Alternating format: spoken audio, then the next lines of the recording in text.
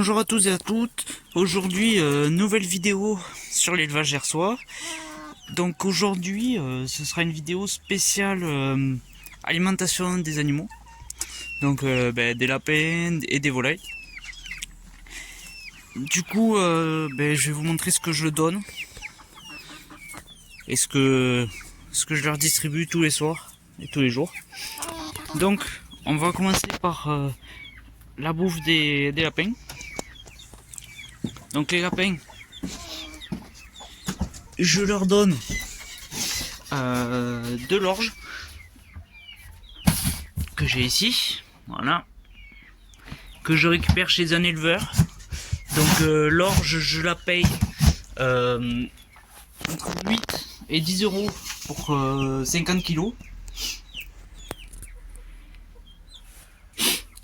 Ensuite, je donne du granulé. Voilà. Donc du granulé que j'achète soit à Gamère, soit à la coopérative. Et lui, je sais plus trop combien je le paye. Je crois que c'est entre 10 et 15 euros. Non, je crois que ça va même augmenter. Je sais pas, entre 15 et 20 euros les 25 kilos. Du coup, c'est un complément que je rajoute par-dessus. Par-dessus l'orge. Je donne également du fouet de prairie. Donc au lapin. Donc je leur donne des bonnes parts. Ensuite, les deux poulettes qui continuent de grandir et de grossir. Ensuite, du maïs. Voilà. Du maïs entier que je donne au lapin aussi. Ah. Une qui a tenté de s'échapper. Donc oui, j'ai refait passer la poulette de l'autre côté. Du coup, j'en étais où? Oui, le maïs. Donc, essentiellement ceci. Bon, un peu de paille parce qu'ils en consomment également. De l'herbe fraîche que je coupe et que je leur donne. Excusez-moi. Plus des épluchures, donc style carottes, de la salade. Qu'est-ce que je leur donne en plus? Je crois que c'est tout en général. Ça m'arrive aussi de leur donner des fruits, donc que ce soit de la pomme, de la poire. Donc ça ils aiment bien. Donc pour les lapins c'est essentiellement ça. Ensuite on va passer au lot des poulets et des deux brahmas. Donc ici je leur distribue dans les deux mangeoires qu'il y a là-bas. Donc ils ont, bon, là je les fais sortir généralement quand je suis autour, ils sortent ici où c'est qu'il y a l'herbe. Et donc ils ont de l'herbe fraîche. Voilà. Hop.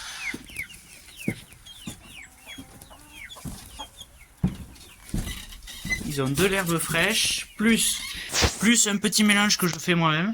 Donc je sais pas si vous allez voir comme il fait un peu sombre. Donc, alors, dedans, qu'est-ce que je mets? Je mélange du granulé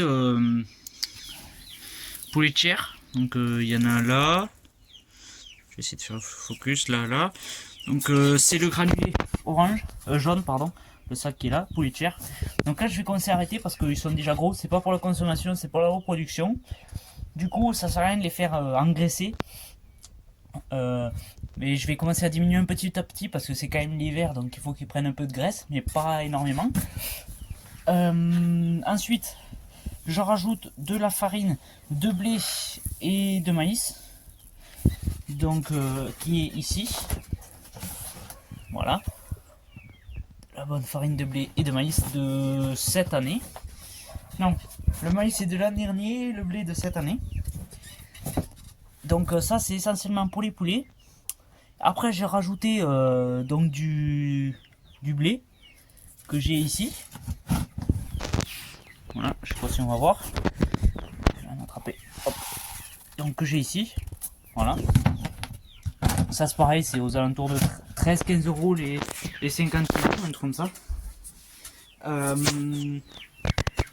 Du coup ça j'en rajoute pour les poulets, pour qu'ils, comme c'est un plus du petit grain, ça permet de les habituer petit à petit au grain entier.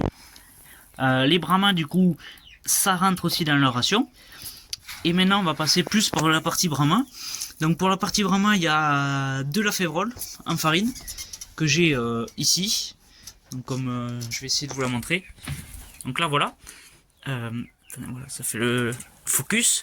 Donc en farine, parce que j'ai discuté avec quelqu'un avant d'en acheter tout ça. Il me conseillait quand même de la mettre en farine. Ça serait là qu'elle mangerait le mieux. Même concassé, ça reste gros. Du coup, eux ils la donnent en farine et ça passe très bien. Du coup, je rajoute ça au Brahma. Donc là, pour les poulets, au sécal et Brahma, et aux autres Brahma, ainsi qu'aux pondeuses, mais plus au Brahma, parce que ça rajoute pas mal de protéines. Ceux qu'ont besoin les Brahma. Les Brahma sont des poules qui ont besoin de beaucoup plus de protéines. Et par la suite, je rajoute également du granulé poussin, donc vraiment très peu. Là, donc c'est juste pour compléter à peine, pour ajouter des protéines.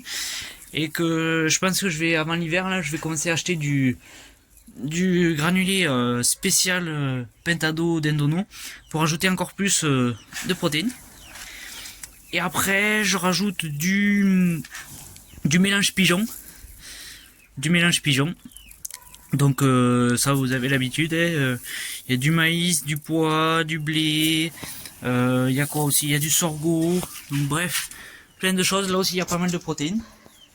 Et du coup, si j'achète le granulé spécial d'Endono Pentado Fezando, il viendra remplacer le granulé miette pour les poussins.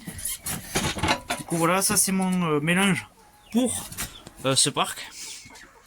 Donc ce parc, comme il y a les deux mélangés, ben voilà, je leur fais ça, chacun mange ce qu'il veut. C'est pour ça qu'il y a aussi deux mangeoires, pour qu'il y en ait pour tout le monde. Après je mélange aussi avec le grain, des fois je rajoute un peu de terre de diatomée. Donc j'en ai là et j'en ai là pour asperger avec le pit là, un truc qui souffle. Donc j'en rajoute un peu. Ici, donc j'ai acheté aussi, je leur donne. J'en rajoute à tout le monde. Ce sont des. Attendez, ça fait pas le focus, voilà. C'est du grit, voilà. Coquilles d'huîtres, plein de petits cailloux, tout ça. Donc ça permet à la digestion des volailles, pardon. Donc voilà, j'en rajoute un peu par-dessus. Au niveau de la volière des pondeuses, il y en a dans un bac avec du maïs.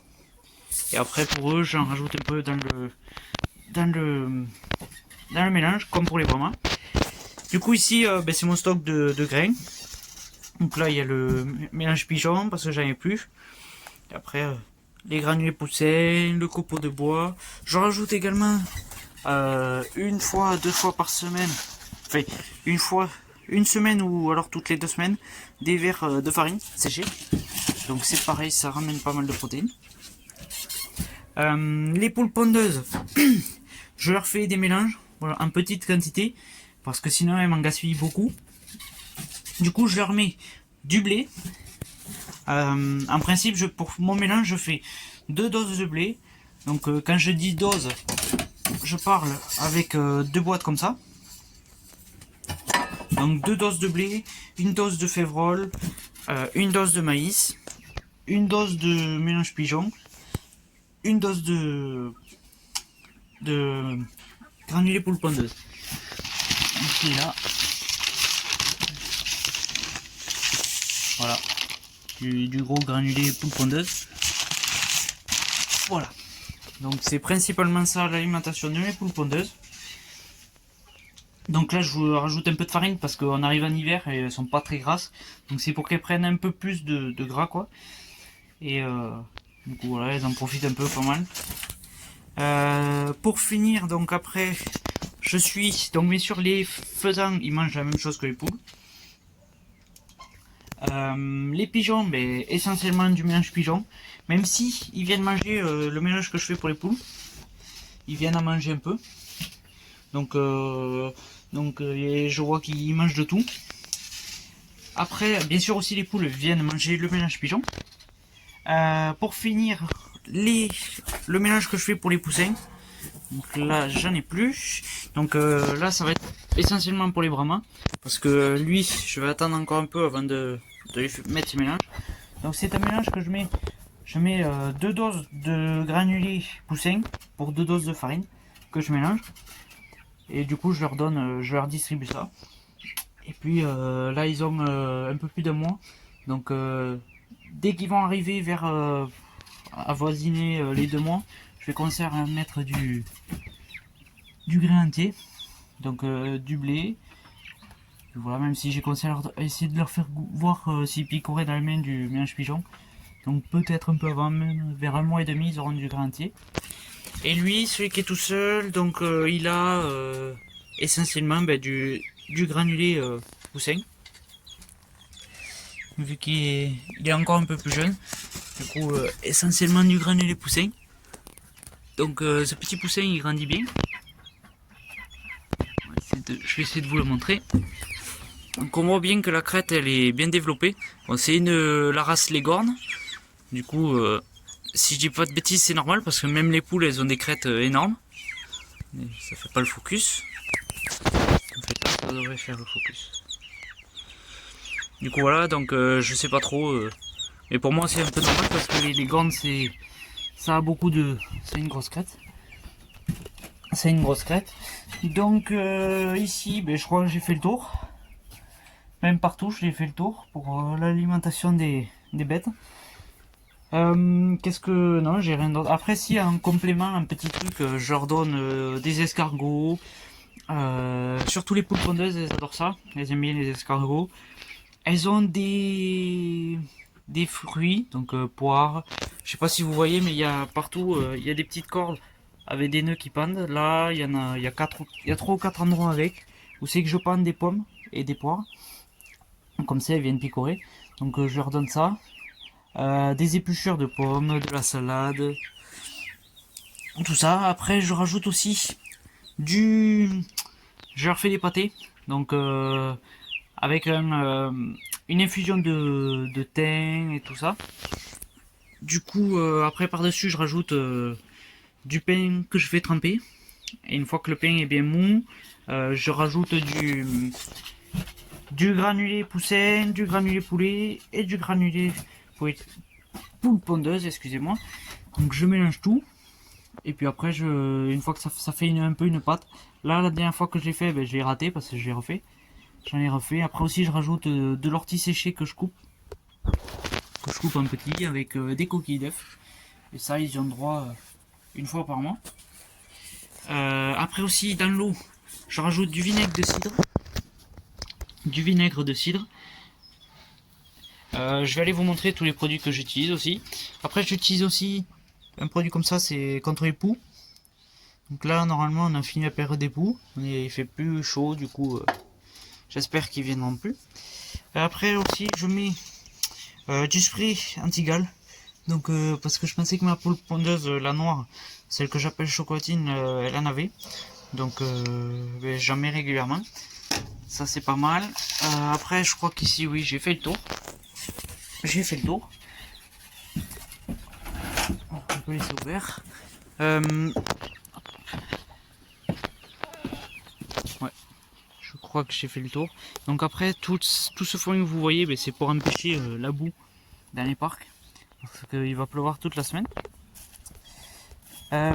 Ici, on a fait tout le tour. Là aussi. Donc je vais vous amener... Ah non, on y pensait maintenant. Voilà, je fais du grain fermenté. Donc sauf que là, j'avais mis beaucoup trop. Et c'est quasiment un rapport. Donc, je mets du blé et du mélange pigeon qui vont venir fermenter pendant 3 jours. Qu'est-ce que ça fait de faire ça? Faire ça, j'avais lu que ça c'était entre guillemets plus riche, que ça perdait moins de qualité que le grain sec. Parce que là, il va fermenter 3 jours. Et après, je le donnerai du coup au 4e jour. Et donc, toutes les enzymes et tout ce que contient le grain, tout ça, sera de meilleure qualité. que si on le donnait directement en sec. Et du coup c'est mieux et il y en a qui nourrissent, j'ai lu sur internet qu'il y en a qui nourrissaient essentiellement avec ça. Moi je nourris pas essentiellement avec ça, je donne tous les 2 jours. Et franchement ils apprécient ça. Puis ça fait faire des économies. Ça fait faire des économies. Parce que vous voyez ça m'a tenu environ ça me tient 5 jours, on va dire. 5-6 jours. Je disais, excusez-moi, quelqu'un m'a appelé. Je disais que ça me tenait 5 jours, 5-6 jours. alors que j'en donnais au parc des Pondeuses et au Brahma. Et tandis que seulement les Brahmas, elles, quand je leur donnais que du grain sec, tout ça, elles me consommaient 2 petits seaux bleus. Donc c'est quasiment la même quantité que ça. 2 petits seaux bleus en 4-5 jours. Du coup ça me fait faire énormément d'économies. Et ça fait faire des économies, ça amène un peu plus aux poules. Du coup je suis plutôt content d'avoir trouvé ça. Et en plus les poules elles aiment bien. Du coup j'ai fait le tour de l'alimentation de mes animaux. Si j'ai pas de bêtises, j'ai rien oublié. Donc si vous avez des questions, n'hésitez pas. N'hésitez pas à me le demander dans les commentaires, et même si vous avez des choses à rajouter que je n'aurais pas dites. Je suis preneur. Donc moi je vous remercie une fois de plus. Et puis je vous dis à très bientôt. Ciao ciao. Donc aussi j'ai oublié de vous dire. Voilà, donc je distribue du vinaigre de cidre. Voilà, donc il faut du vinaigre de cidre non pasteurisé. Donc je mets une cuillère à soupe pour 1,5 litre d'eau. Donc je fais mes mélanges soit dans ce bidon, soit dans la bouteille à côté. Dans 1,5 litre d'eau. Ensuite, je rajoute aussi une fois par mois, pendant 5 jours, une fois par mois pendant 5 jours, du vermipoule. Donc c'est des vitamines et tout ce qui est un peu vermifuge entre guillemets. Ça c'est pendant 5 jours. Ensuite 5 jours après, en principe j'essaye de faire un peu plus. Je mets surtout en ce moment donc stop piquage. Donc ça permet également une bonne repousse des plumes, d'après ce que j'ai lu là-dessus. Du coup ça aussi c'est 5 jours sur un mois, tous les mois pendant 5 jours. Donc en principe j'essaie d'espacer une semaine entre les deux. Et après bien sûr je mets ça c'est de l'eau oxygénée que je mets sur les plaies des poules. Donc merci à l'élevage du 22 pour m'avoir conseillé ça. Et ensuite ça c'est un produit, c'est pas pour les poules, c'est pour mes choux fourragers que je vais donner aux poules. Parce que c'est du savon noir avec de l'eau pour éliminer des chenilles qui se baladent sur les feuilles et qui me dévorent les choux. Du coup voilà, après ça c'est un autre produit que je mets, donc c'est du Sanitaire Pen. Donc je pense que beaucoup connaissent. C'est pour désinfecter les clapiers après chaque portée. Je fais ça dès que je vends, dès que je sèvre des petits, je les mets dans un clapier. Et dès qu'ils sont partis, hop, je désinfecte tout. Les poussins, dès qu'ils seront plus là, hop, je désinfecterai tout. Et puis au poulailler, on désinfecte aussi régulièrement. Du coup voilà, c'était la petite parenthèse produit. Donc encore une fois, merci à tous. Et puis je vous dis à la prochaine. Ciao.